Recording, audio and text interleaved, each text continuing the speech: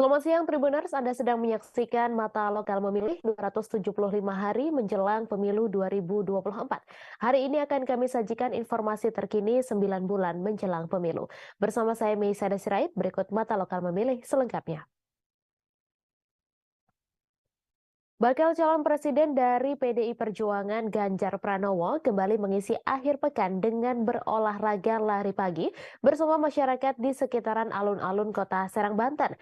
Di sela-sela kegiatan lari pagi pada Minggu 28 Mei, Ganjar Pranowo ditanya awak media soal sindiran satu capres yang mengaku kalah jika diajak lari pagi, namun siap jika adu gagasan. Di mana sindiran itu disampaikan oleh baca pres Koalisi Perubahan Anies Baswedan. Ganjar Pranowo pun merespons pertanyaan itu dengan santai. Kader PDIP itu pun malah menunjukkan tulisan yang ada di kaos yang tengah dikenakannya, di mana kaos itu bertuliskan kalau mau sehat, ayo olahraga. Ganjar Pranowo juga mengatakan apa yang dilakukannya dengan berlari pagi untuk menjaga kesehatan.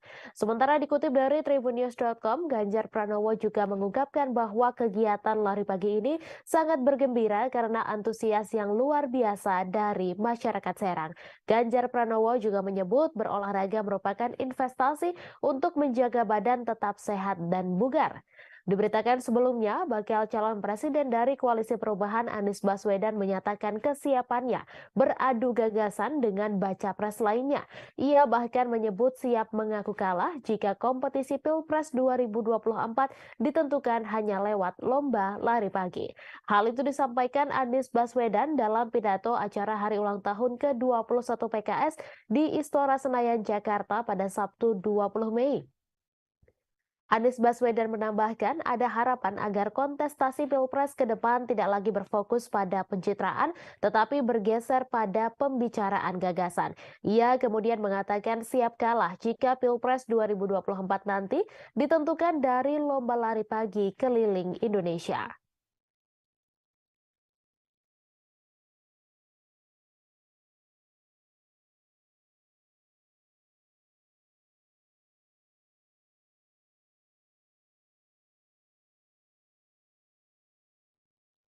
Kader PDIP Gibran Rakabuming Raka enggan banyak bicara setelah bertemu sejumlah politisi senior PDIP di konser Dewa 19 di Solo pada Sabtu 27 Mei.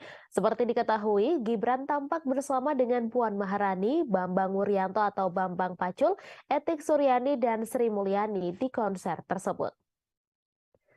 Pria yang kini menjabat sebagai wali kota Solo itu sempat berbincang dengan mereka. Namun demikian, Gibran merahasiakan isi obrolan tersebut. Saat disebut terlihat akrab selama bersama-sama dengan Puan dari sore hingga malam, Gibran mengaku memang dari dulu akrab. Saat ditanya soal foto di ponsel yang ditunjukkan Gibran saat makan malam bersama Puan, Gibran menyebut hal itu sangat rahasia. Dikutip dari Tribun Solo, saat disinggung soal pembicaraan politik dengan seniornya di PDIP Bambang Pacul, Gibran mengaku hal itu rahasia. Sebelumnya, momen makan malam di Solo antara Puan Maharani dan Gibran berlangsung pada Sabtu 27 Mei. Ternyata ada pesan khusus dari Ketua Umum PDIP Megawati untuk Gibran. Pesan tersebut disebut Gibran sangat rahasia. Hal itu disampaikan Puan saat makan malam bersama di Sumber Bestik Pak Darmo di Jalan Honggowongso Solo pada Sabtu 27 Mei. Mereka juga berbicara banyak hal. Selama makan malam, Gibran mengakui ada banyak hal yang dibicarakan dengan Ketua DPR RI dari fraksi PDIP tersebut. Salah satunya terkait klarifikasi Gibran soal pertemuannya dengan Prabowo Subianto beberapa waktu lalu di Solo. Bahkan Gibran menyebut bahwa ia mendapat pesan khusus dari Ketua Umum PDIP Megawati Soekarno Putri yang disampaikan Puan. Dalam pertemuan yang juga dihadiri oleh Bupati Sukoharjo Eti Suryani dan Bupati Klaten Sri Mulyani itu, Gibran mengaku telah mendapat mandat soal menjadi juru kampanye PDIP. Selesai menyantap makan malam bersama, sedianya Gibran menemani Puan Maharani menonton konser Dewa 19 Band di Edutorium UMS Solo.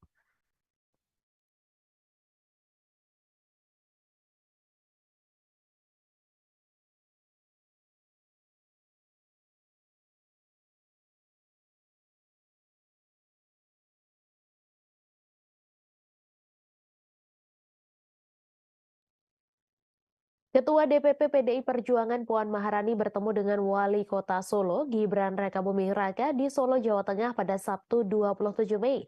Dalam pertemuan, Gibran mengaku mendapat mandat dari Puan Maharani sebagai juru kampanye PDI Perjuangan pada pemilu 2024.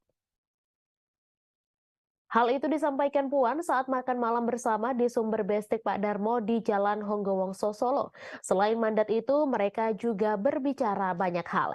Dikutip dari Tribun Solo, selama makan malam, Gibran mengakui ada banyak hal yang dibicarakan dengan Ketua DPR RI dari fraksi PDIP tersebut.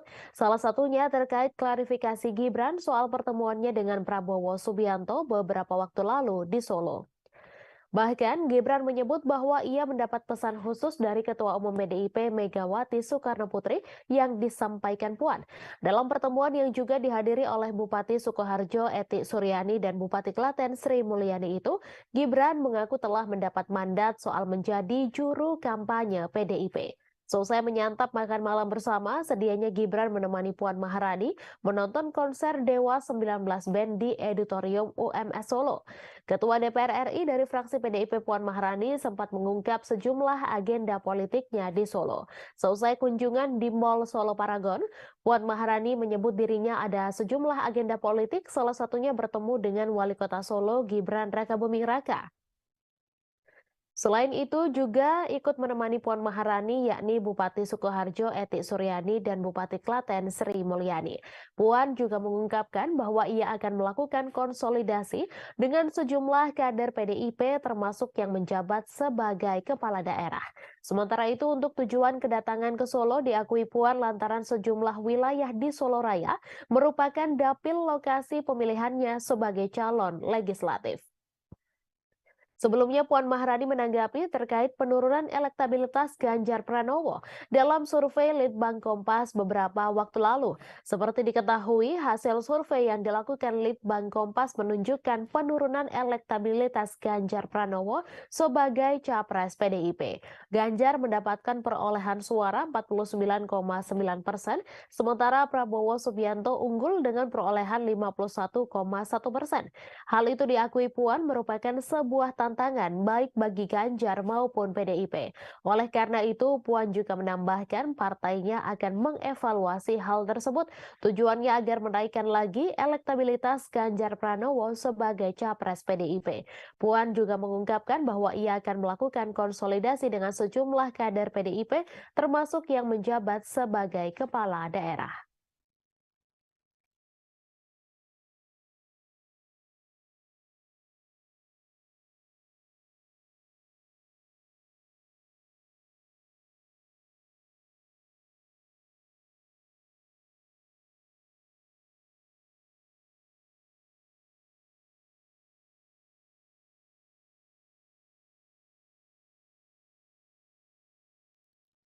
Menteri Pariwisata dan Ekonomi Kreatif Sandiaga Uno menanggapi soal namanya diusulkan menjadi kandidat calon wakil presiden Gubernur Jawa Tengah Ganjar Pranowo.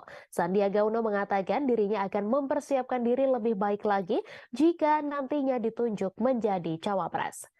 Dikutip dari tribunnews.com, Menparekraf pun menyebut masyarakat nantinya menginginkan sosok pemimpin yang bisa membantu dalam proses percepatan pembangunan. Pemimpin nantinya juga harus fokus terhadap peningkatan dalam pertumbuhan ekonomi masyarakat. Menurutnya, isu utama selain lapangan pekerjaan adalah pengendalian harga bahan pokok, sehingga pemikiran dan landasan serta solusi yang ditawarkan harus mengenal terhadap kebutuhan masyarakat. Soal menjadi cawapres menurut Sandi nantinya akan berdasarkan dari keputusan partai politik. Sementara menurut hasil survei Lembaga Survei Jakarta terbaru menunjukkan nama Sandiaga Uno mendapat elektabilitas tertinggi untuk menjadi bakal cawapres Ganjar Pranowo. Hasil survei tersebut telah dilakukan LSJ pada 9 hingga 17 Mei 2023 dengan metode tatap muka yang melibatkan 1.200 responden. Direktur Riset LSJ Vetra Adrianto juga mengatakan Hal tersebut disampaikan pengamat politik UIN Jakarta, Zaki Mubarak pada Sabtu 27 Mei. Dikutip dari tribunnews.com, Zaki mengungkapkan Erick Thohir menjadi andalan Presiden Jokowi dalam beberapa penugasan khusus. Terlebih selama 3 tahun, Erick Thohir menjadi Menteri BUMN. Hal itu ditambah dengan sejumlah kebijakan Erick Thohir berhasil memberi dampak positif besar, bahkan dapat meringankan beban masyarakat. Karenanya, semakin membuat citra positif Erick Thohir semakin menguat. Adapun kebijakan Erick Thohir tersebut meliputi program kredit usaha rakyat, Mekar, Makmur, Sembrani Fund, Merah Putih Fund, Rumah BUMN sampai Padi BUMN.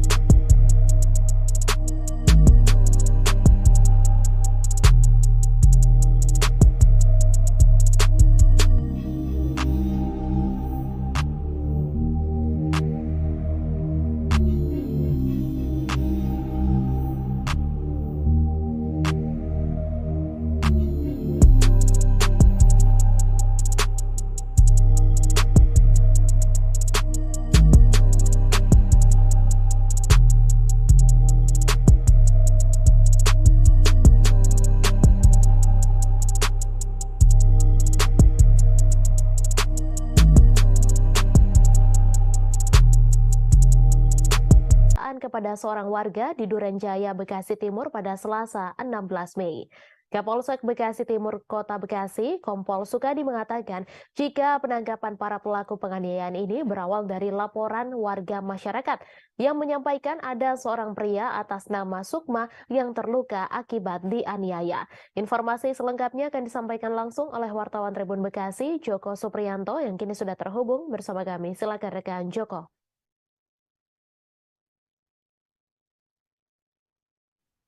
Ya, baik. Terima kasih, Mei, bahwa memang pada Kamis lalu Polres Bekasi Timur, maksud saya, melakukan ungkap kasus terkait kasus penganiayaan yang dilakukan oleh sekelompok remaja yang terjadi pada Selasa 16 Mei 2023 lalu. Dan dalam ungkap kasus tersebut menyampaikan bahwa Polsek Bekasi Timur yang disampaikan langsung oleh Kompol Stadi selaku Kapolsek sendiri menyampaikan bahwa pada Selasa hari tersebut bahwa ada sekelompok remaja yang melakukan aksi tawuran sekitar terjadi malam hari itu. Dan di saat itu memang ada seorang warga yang memang warga sekitar bernama Bapak Sukma berusaha untuk mencoba membubarkan aksi tawuran tersebut. Selanjutnya justru tawanan kelompok remaja yang mengataskan nama dirinya sebagai kelompok junior Kampung Delima justru melakukan penyerangan terhadap Bapak Sukma tersebut dan satu warga sekitar yang mencoba membubarkan aksi tawuran tersebut.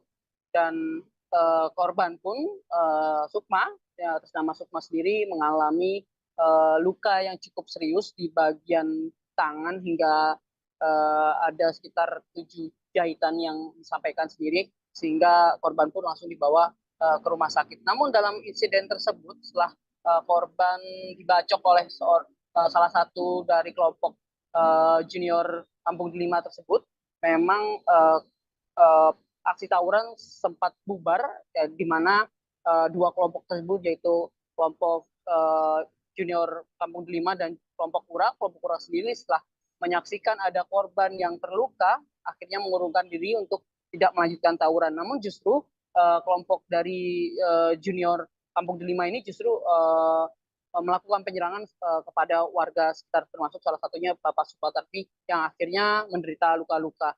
Dan setelah pasca kejadian tersebut, Polsek Bekasi Timur sendiri selanjutnya melakukan penyelidikan dan melakukan pemeriksaan saksi-saksi dan hingga CCTV, akhirnya diamankan sekitar 10 remaja yang berasal dari kelompok junior Kampung Delima sendiri. Dari hasil pemeriksaan tersebut akhirnya ada 10 remaja yang akhirnya ditetapkan sebagai tersangka yang diindikasi melakukan penyerangan atau terlibat penyerangan terhadap korban sendiri.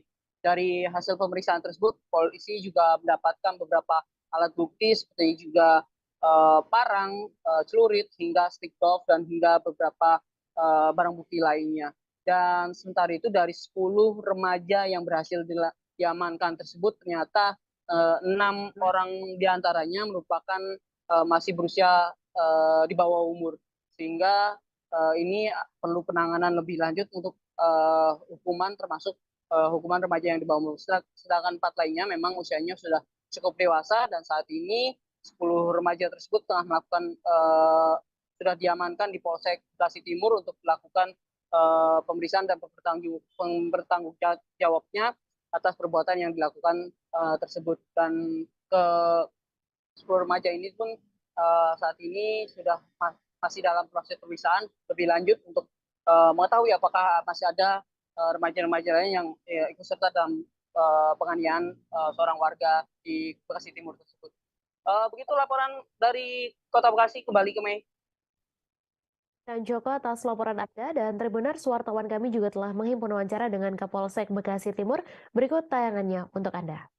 Pada siang hari ini kami akan mengungkapkan kasus terkait keberhasilan Polsek Bekasi Timur, yaitu pengungkapan kasus di wilayah Bekasi Timur, yaitu terkait adanya perbuatan bersama-sama melakukan kekerasan terhadap orang. Di sini kami telah melakukan pengungkapan kasus dan tersangkanya sebanyak 10 orang. 10 orang ini terdiri dari dewasa 4 orang dan 6 orang anak-anak. Dari pengungkapan kasus ini, modus operandinya berawal dari saling ejek-ejekan di media sosial atau di WA. Akhirnya pada tanggal 16 Mei 2023 jam 1.00